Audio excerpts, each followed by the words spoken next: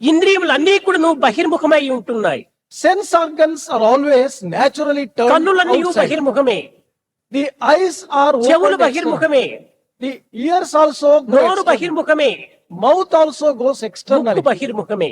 The nose also goes ఈ externally. ఇంద్రియములన్నీ కూడా బహిర్ముఖముగా ఉండటం చేతనే మానవుని యొక్క తత్వము బహిర్ముఖమైనటువంటి దీనిలో అభివృద్ధి గావించుకుంటున్నది.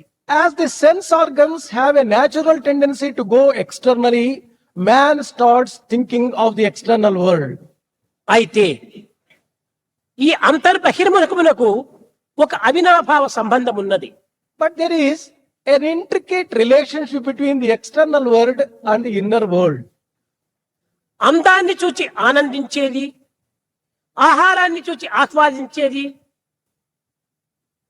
పరిమళాన్ని చూచి పరవశించేది దేహమా మనసా?